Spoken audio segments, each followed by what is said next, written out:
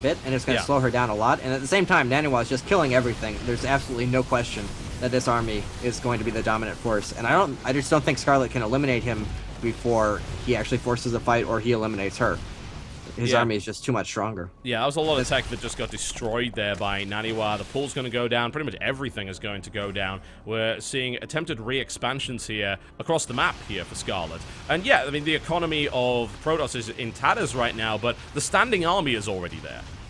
And Scarlett only has 17 mutas to her name, and it's going to be hard-pressed to actually get through 3 cannons and an Archon if Naniwa actually morphs the Archon in his main. She's not. So she might be able to take that out, but she's just not going to kill stuff very quickly, whereas Naniwa very well can. Yeah, losing the only thing... Sorry, go ahead. The only thing going for Scarlett here is her mobility. She can get around faster than he can, and she can build a lot of stuff all over the place, but I don't know. She can never deal with that army, and I don't think she can kill the buildings fast enough for it to matter. No, I certainly don't think so. She lost a couple more Mutalisks to cannons as well. Obviously, the probes are going to die, and that's fine, but there's stuff all over the map. There's pylons randomly scattered around the place. Naniwa recalls back to his base to try and deal those mutas, and those mutas need to get out of there right now. Almost lost his Nexus, but the Blink follow-up comes in, takes out 2 more Mutalisks as well. The total is now down to 13. 4 hatcheries going up all over the map, but nothing to mine from them. Yeah, just 15 drones still existing, but even if you get those resources, she's lost all her tech. She has nothing to do with it. Yeah. And rebuilding hatcheries still, even back at her main, but just I don't see where she goes from here. I don't think there's anything she can do. It would require, I feel, Naniwa to split up his army in a really significant way to allow masterful Mutalisk micro against 2-2 Blink Stalkers. I mean, getting all of those Zealots is a really nice pick-off, considering it was for free, and this is a low-economy situation, but they don't shoot up. So that doesn't really make that much of a difference. Perhaps, maybe, just maybe, if a lot of Lings can get out on the map, then these Blink Stalkers suddenly die. But with 3 Archons, I don't see that ever happening. No, I really don't think so. I don't know what Naniwa is waiting for here. He doesn't have anything going for him time-wise. Like, he's not going to get better with time. So I'm not sure why he isn't getting more aggressive. Well, Naniwa has no money, so this Nexus could very well get picked off. But to what end? I mean, the mutas are still dying. There's 13 of them. There are Archons on the ground. It seems like Naniwa really desperately wants to defend that Nexus. But the Nexus doesn't accomplish anything. Maybe he's just trying to bait her army into committing there, so she loses that, and then he can counterattack on the right side of the map. Yeah. It's the only thing I can see. Because he was actually chrono boosting an empty Nexus. I think he might just be messing with her. Maybe. It is a situation where I feel Scarlett can get back into it if we see a very passive Protoss here. Yeah, because she does now have a mining base, a pretty heavily mining base down on the bottom right. So she has that going for her, but she's losing a lot of Lings here. She can't lose army. She just can't. She doesn't have any to lose. No, apparently not. 24 drones, 22 probes, but the probes aren't mining. So this is what the income looks like. This is a problem, I think, for Naniwa. He's got to go now, really. Surely. He can't just sit around. I mean, he's not mining, his opponent is. That's really all you need to know. Yeah, he still has plenty of time before it actually becomes problematic. It's just, there's no reason to wait. He doesn't gain anything by waiting.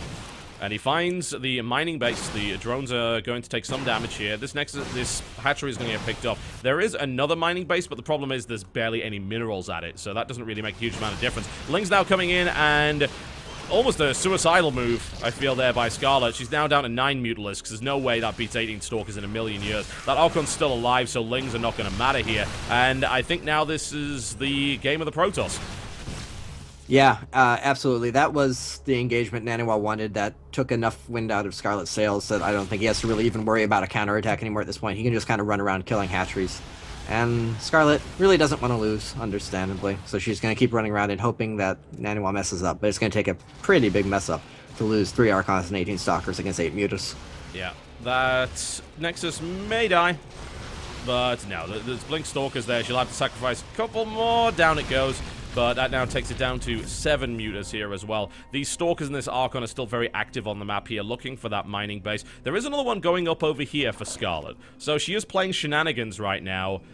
There are no Nexus available at all here for Naniwa. Yeah, she's actually even mining from the top right, distance mining.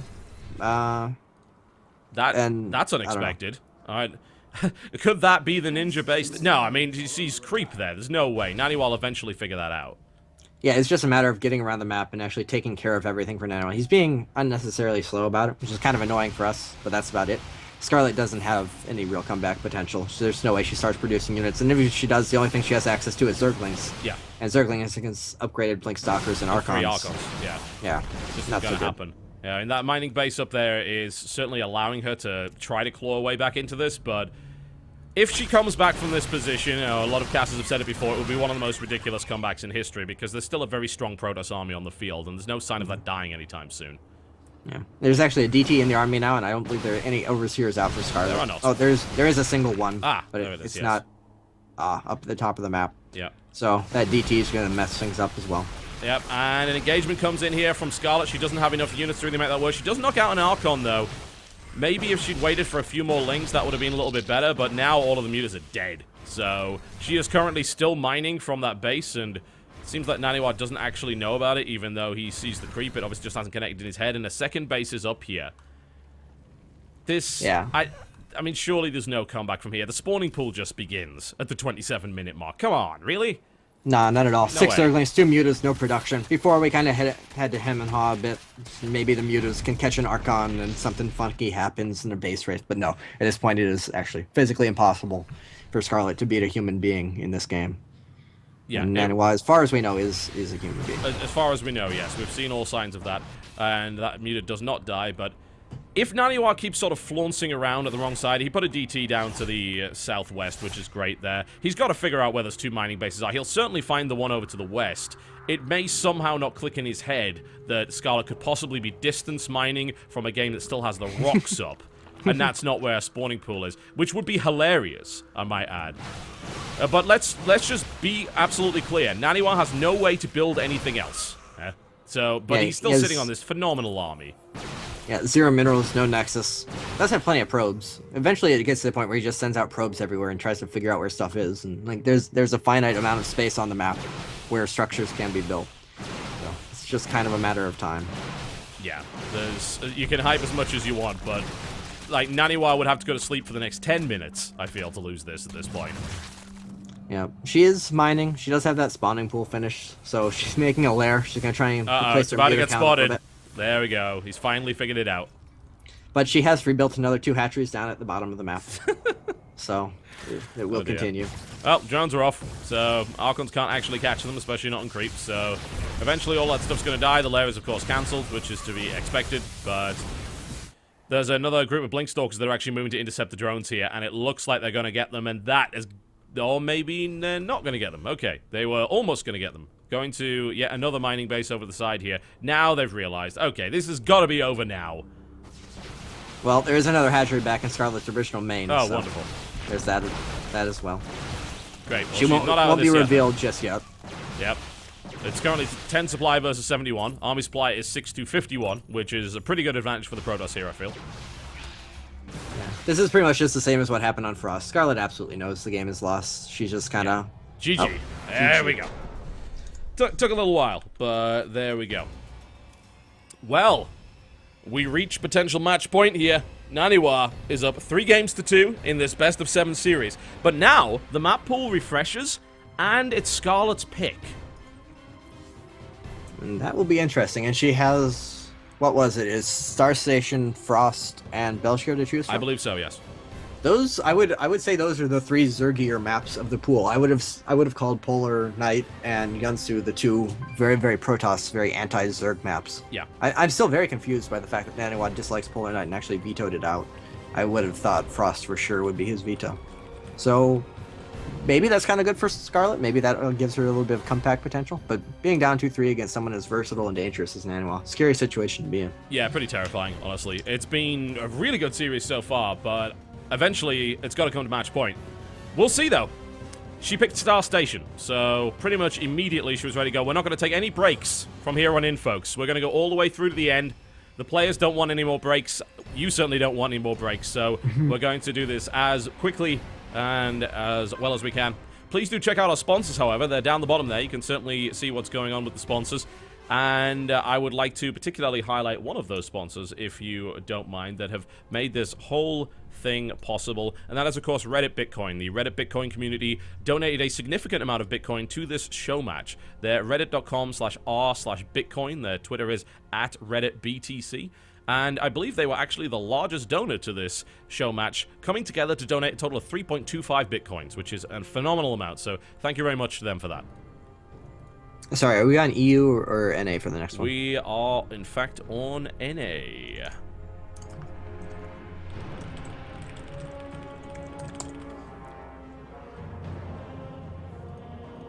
And then we will go pretty much immediately. Star Station is the pick, and then, of course, the ace match would be a loser pick for Naniwa. It would also end up being on his server, incidentally, so that could work out fairly well for him, but so far we've been seeing some weird stuff. It's actually been the opposite of what we expect. I believe on every map, the player whose server it wasn't actually won. Oh, no, I think Not entirely. they've been... No. I think they've been winning on their home servers and losing on their home maps. Like, the maps they chose, they lose, Yeah. but on their home server, they've been winning. Okay. I think it's actually followed that pattern this Yeah, far. yeah, I'm not actually, entirely sure. Yeah. Alright. So that's fun. Okay. So that says that Naniwa should... Actually, I don't know, because it's both Scarlett's server and Scarlett's map. So we'll have to see which curse is stronger. Indeed, which is the stronger. I mean, I've honestly not been seeing huge amounts of micro mistakes from either that have really indicated anything in that respect. So, you know, as much as people like to factor that in, I don't think it's really a huge deal. No, any kind of close control battles have been pretty much after the game's been decided. It's been much more counterattacks and decision making thus far. And Scarlett's absurd macro and map control in that one game. Indeed. Alright, Star Station. Will Naniwa be able to close this out, or will we see Scarlett be the person that is able to bring this to the ace match? We're going to be finding out very shortly, folks. The Star Station TE will be the next map, and it's on its way. And Star Station is a repeat map, so you always get fun mind games there. It's like, is my opponent going to do the same silly thing he did last game, or last game on here? In this case, the very fast DT rush, or is he going to mix it up? That's a really good question. Here we are, folks. Star Station once again. It was only yesterday. In fact, it was only a couple of hours ago that we were on this map. And I bring you Alliance Naniwa. He is in the red trunks, and he is playing Protoss to the northwest of Star Station. He is on match point versus his opponent to the southeast position in the purple trunks, playing Zerg. It's Acer Scarlett. And Naniwa opens with a pylon in his base. That's about the position he's been putting it for a lot of his gateway expansions, so I would expect that. That is how he opened up to lead into the DT build the last game. Or the last game on Star Station. And Scarlett, nothing fun from her just yet. No kind of 9 pool or 10 pool when facing match point. That's not particularly surprising, although I think she actually did that against Hitman, but that was kind of smaller stakes there. Yes, a little bit less on the line there, certainly. And Naniwa's the kind of player to bust out a ridiculous build in the last game, like kind of balls of steel style. Yeah, absolutely. He's the kind of player who would not be horrifically surprising to see him proxy 2-gate next game if it went down to 3-3 and then we're on a 2-player map. He would do something like that. I don't think, actually, and Scarlett was just scouting for proxy 2-gate in her main right there. Right. So she's having similar concerns. Yeah, a map up. I mean, you might think that Naniwa would like to do that kind of thing, especially considering his reputation, but it doesn't seem that way. Gateway expand in the base, nothing out of the ordinary. Second pylon also in the base. He has not taken a second gas yet, so there is the potential for some of those early rushes that we've been seeing him do, either 3 or 4 gateway zealot base kind of stuff. And we saw he just flat out won with it on Frost. Yeah. And we've seen Scarlett show some weaknesses to it in past games, so that may be something to watch out for. Even last game, he set it up with that 3 gateway zealot pressure, and she wasn't really ready for it. She had to trade quite a bit to keep herself alive, and that was just 3 gateway. So, I don't know. That kind of seems to be a weak point of Scarlett's. It's just any kind of early aggression. ZVP early on, Protoss has a lot of opportunities, a lot of options, a lot of stuff to work with, and it's very hard to defend against everything. But Scarlett has seemed particularly vulnerable to a lot of things in some of the recent matches she's played ZVP. Yeah, not just in this series either. That's pretty much what got her killed against Hitman. She showed some weakness against Parting in that respect as well. And, of course, losing to a little bit of early aggression from SOS in the Red Bull Battlegrounds, even though she did incredibly well in the macro games. If she gets to that point, things usually work out pretty well for her, but every now and again there's those wonky base trades where things get low econ and then they also start to fall apart really for her. Yeah, and if we look at Naniwa's main, he is still on the 1 gas. He hasn't chrono boosted Warp Gate just yet, so not 100%, but that's a very, very late second gas, and there goes the chrono boost. So this is looking like some kind of zealot rush. Whether it's 3-gate into tech or 4-gate, we won't know until he actually builds them. But it does look like he has liked how that's been working out. He's going to go for it again. And Scarlett's still sitting on 2 bases. She hasn't taken that very early 3rd hatchery as she did on Frost. Gateway's going to come down at the front right here, and Naniwa doesn't actually see that Overlord. It's going to spot those 2 gateways going in there, which should be a little bit of a warning sign, but we saw Scarlett misread this before. It will, of course, be 4 gates in total. Warp gate is getting chrono boosted, and the probe snuck out a while ago. It's actually down in the bottom left, which is not perhaps the best place for it to be. Maybe it might want to move a little bit closer, but it's out, and Scarlett can't stop that now. No, and she doesn't have any Zerglings out. It doesn't even look like she's going to look for the probe. So I don't really see that being contested. Scarlett, she's pretty much just going to have to depend on Spine Crawlers to defend this, and that's a really bad situation to be in, because the Spine Crawlers, they don't give you map control. They don't give you anything that scales well. So best case scenario for you, your opponent made like 8 Zealots, and you made like 6 Spine Crawlers, and then your opponent backs off. He still has 6 Zealots for his next attack. You have a bunch of Spine Crawlers that don't really do too much besides keep you alive. And your opponent has map control. They have probably a better economy. They just, I don't know. I really don't like the 2-base Spine Crawler kind of defense that she's doing here against any kind of Protoss aggression. Well, the Zealots are on their way in. I mean, there's a pylon right outside there. She's got to realize what this is now. A couple of queens. In fact, she's got 4 queens in total, which is going to be okay until the second round of Warpins come in. Only the 1 Spine Crawler, though. She's just now adding a second. She actually had no idea it was coming until far, far too late. Once again, misreads it for the second time. Yeah, this is becoming a bit of a pattern with her.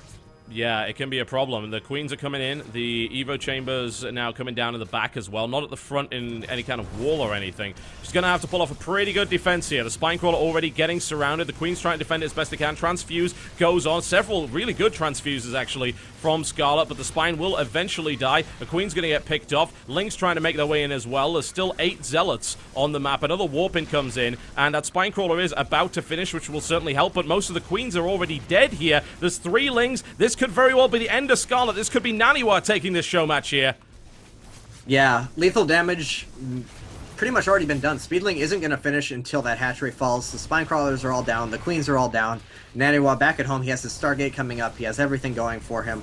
I don't see how she cleans this up if she doesn't have anything else going for her. No tech, no upgrades, no economy, no nothing. I mean, there's 15 Zealots on the map, and they're pretty much exactly where they need to be. The damage is certainly being done. There's a few Zealots actually hanging back by the secondary pylon that are not engaging here. Metabolic Boost is about to finish. There's a Spine coming up in the... it's actually at the back. Well, there's one at the back, and there's one coming up in the main here as well. But this is not looking good at all for Scarlett. She gets a pretty good surround on those reinforcement Zealots. Not perhaps the best one, considering that she was up against the cliff face there. It's still 10 Zealots now against 17 Zerglings and a Queen. The Zealots now making their way into the base. The Mothership Core is not dead yet. It is trying to be. A couple more shots would take it out. The Queen's going for it. 1 shot. 2 shots, the time warp goes down. The Queen was trapped. And the Queen gets trapped. Oh, she made, well, it could have been a trap, but the drones are now coming Zealots off the line right here. The Lings coming in, and this is a mess. The mining is, of course, completely denied here. Lings trying their absolute best to throw this back. There's an Oracle on the way. There's only 1 Queen. The hatchery is taking damage right now. The Spine Crawler is now moving in to attempt to defend. That single Queen doing the best that they can. The Lings coming around. They get a pretty good surround, but with that many Zealots, I don't think that really matters. All of the Lings are now dead. The Spine Crawler is being placed. Long-distance mining occurring here. The Mothership Core still not dead. Queen falls. This has got to be it. Only the 1 hatchery, no production, more Zealots coming in. That Spine Crawler, maybe it clears up this wave, but the next wave of Zealots, I think that's going to be the end of it. And if nothing else, the Oracle is here. GG. And there it is. Naniwa is your Bitcoin Challenge champion here. An excellent 4-2 performance from him. Really back and forth, but for the second time, Scarlett misreads the build, and, well, it was disastrous. Yeah, the Zealot pressure flat out won 2 games and led to a 3rd win there for Naniwa. And at this point, it's getting to be, I don't know, lots of Zergs lose to that. It's hard to give Scarlett too much flack for that, because it is very, very powerful. Lots of Zergs are struggling with it, but it's definitely becoming a bit of a pattern for her. She's struggling with it against a lot of different players in a lot of different tournaments, and it's costing her quite a few matches at this point. That's actually very true, and it seems like Naniwa recognized that that was something that his opponent might fall for and executed it well a second time. Oh, that was really unfortunate there for Scarlett, but she played a really good series. It does, however, end up with Naniwa going 4-2 and taking the good lion's share, in fact 80-20 of the Bitcoin Showmatch prize pool right here. Yeah, really impressive. That last win seems kind of anticlimactic, but he had a lot of really fun back and forth wins beforehand, and you got to give him credit for recognizing her weakness and going for the kill. You mentioned it a couple of times throughout the series. He's just really, really good at figuring out how to win a game and doing it, and just doing whatever it takes. That's part of what makes him so scary. And yeah, he just realized that she's never ready for the Zealot pressure. She plays those 2 base builds. She gets her speedling a little bit too late. She doesn't really rush out roaches. So there's just always that vulnerability, and he pounced on it. That he did, and he did so incredibly well. Very impressive play, I've got to say there, from Naniwa. Really, really great. And he will, of course, be walking away with the lion's share of this particular show match's cash, and we will, in fact, be sending it through live on air to make sure that it works out and just to show you how easy it actually is. I'm going to do a little bit of mathematics on this, though. We're going to figure out exactly how much he's won. So it's 14 Bitcoins. He wins 80% of that. So he is walking away with 11.2 Bitcoins. It's a lot of money. It's not a bad haul. If it's at like 700, it's... Yeah. I don't know, what is the current exchange rate? Right now, that would be $6,619.76, but of course, it depends on whether or not he wants to hold on to it for the future. It's probably a good idea. Can talk to Destiny, get in on some of that day trading. Indeed, yeah, absolutely. Well, we're going to bring Naniwa into the call here. And we will, of course, be congratulating him on his win, and we will be sending this Bitcoin over to him. Well, that was a very impressive performance, I think, from Naniwa. Really, really good. And it was. I don't know. Series like that, just it feels like I'm being teased. Because you see Scarlett play that one fantastic game on Yunsu, and just not able to pull it together. Just got picked apart by Naniwa and all the rest of the games. I guess the Belshir game was kind of... Nah, the Belshir game wasn't even that good. But I don't know. Well, we will be sending this through as soon as he gets on the call. He apparently forgot his headset, so I will be coming through in a moment. How did he forget it? He did the pregame interview. He had the headset for that. Then he plays the games. Where does the headset go in that time? Did he like throw it away from himself? That's a great question. That's something I'm afraid I cannot actually answer for you there. And you can see on the screen right now, this is Naniwa's... Oh, he's still managing... Oh, there we go, Naniwa. Excellent. Congratulations. Hey.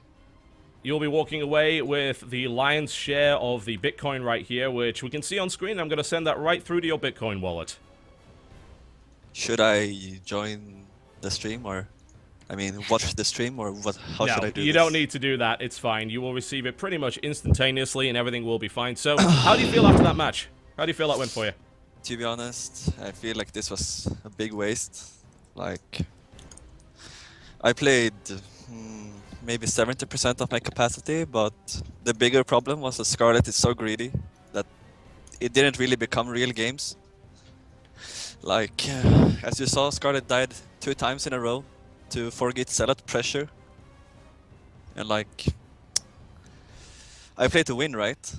But it's still really boring to have to punish a player just because they're so greedy and refuse to play a straight-up game. That is unfortunate. We did actually see the same thing happen twice, in fact. The issue was that you were able to go with that 2-base 4-gate Zealot rush, and both times you seemed to misread that. Yeah, I don't think it was a misread, but mine is... how to say this? I have one more boost on my warp tech than the other players do. So my attack arrives like 10 seconds quicker. So I guess that timing, she thought she had more time than she did, and she didn't understand the build in time. And that beep was your Bitcoin being sent through there, so that has been instantly transferred to your wallet. There we go. But yeah, it did seem like she wasn't quite able to deal with that, and it's quite surprising that it worked twice. And I'd like to know, how much did you actually prepare for this match, and did you have any specific builds going in for this, or did you just play what you knew? I played so much that my wrists, they hurt a lot now, oh. And I need to take a break. Like, it's not entirely like Destiny said, that the title is very important to me, but it's not always that I have the chance to play a player of Scarlett's caliber in a best of 7, so I really wanted to make the most out of it. And I wanted to have as much fun as I could while doing it, and a win always feels much better if you practice really hard, because then it feels like you deserve it. But I'm very disappointed with my performance. I think I could have won all the games if I didn't make those mistakes, but I guess Scarlett made mistakes too, so it's not really fair to say. Instead, I guess if Scarlett wants to play again, we can do another one in the future. Yeah. Am I going to have to get 14 more bitcoins for you? Is that how it's going to be? No, I will do it for the fun alone. Hey, That's there you what go. it takes. Be careful what you say on stream. You will get held to it. People have been known to fail that way before. Okay. I guess there will be some price.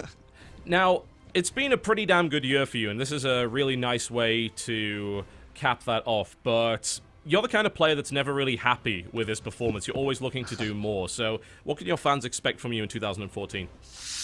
I've had so many interviews about this one subject, and I Sorry don't know for being how to boring, respond Nani. to it. No, it's fine, of course. You can't know what I say when I do interviews, so basically, Starcraft 2 is not doing the best, as we all know, compared to League and Dota 2 and so on.